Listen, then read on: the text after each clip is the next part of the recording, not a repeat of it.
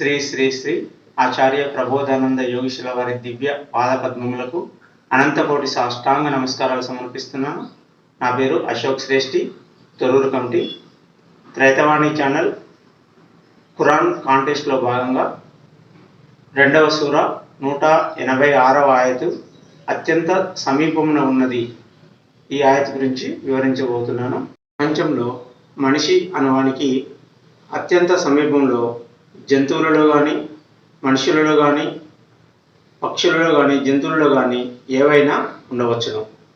అయితే ఇవి ఎల్లప్పుడూ మనిషి సమీపమున ఉండక కొన్ని సమయాలలో సమీపమున ఉంటూ కొన్ని సమయాలలో దూరంగా ఉండవచ్చును. అయితే మనిషి అనవానికి అత్యంత సమీపమున ఎల్లవేళలా ఉన్నది అతని శరీరం అని చెప్పవచ్చును. అయితే ఈ శరీరమే ఎల్లవేళలా మనిషికి సమీపమున ఉన్నది అని చెప్పడం కూడా తప్పే అని చెప్పవచ్చును. ఎందుకనగా మనిషి జీవించి ఉన్నంతసేపు అతని శరీరము అతని తోడుగా అతని చెంత ఉంటుంది. మరణంలో మాత్రము శరీరము దూరంగా పోవచ్చున్నది. జీవుడు శరీరమును వదిలి దూరంగా పోవచ్చున్నాడు. కావున శరీరం కూడా ఎల్లవేళలా మనిషితో సమీపంలో ఉంటుంది అని చెప్పడము తప్పే అని చెప్పవచ్చును.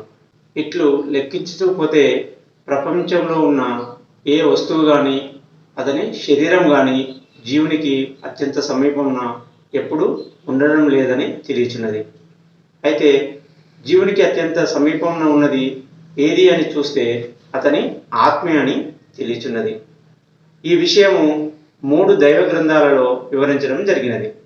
ప్రథమ దైవ గ్రంథమైనటువంటి భగవద్గీతలో జీవునితోటి కూడి ఉన్నవాడు అని కూటస్థుడు అని చెప్పడం జరిగింది. అదేవిధంగా ద్వితీయ దైవ గ్రంథంలో పక్కనే ఉన్నవాడు అనే ఉద్దేశంతో పొరుగువాడు అని చెప్పడం జరిగినది.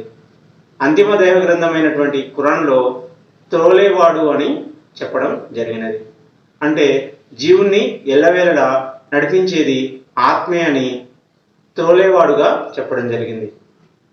జీవుణ్ణి తోలేవాడు ఆత్మ అంటే ఆ తోలడం జీవునితోటి ఎల్లప్పుడూ వెంట ఉంటేనే అది తోలడం అనేది జరుగుతున్నది.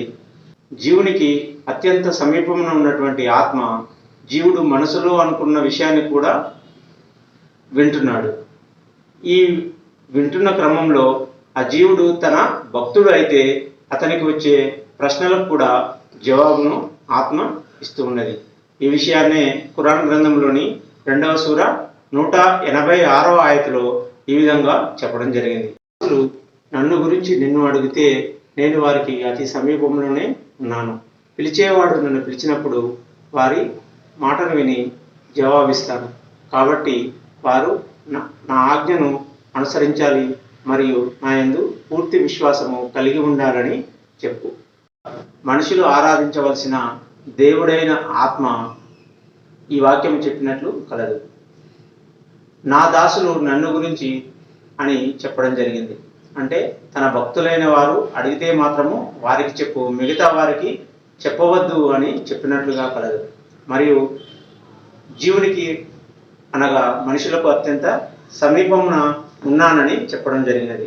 ఎంత సమీపమున అనే ప్రశ్నకు జవాబుగా జీవుడు మనసులో అనుకున్న దానిని వినగలిగే అంత దగ్గరగా ఆత్మ ఉన్నదని చెప్పడం జరిగినది.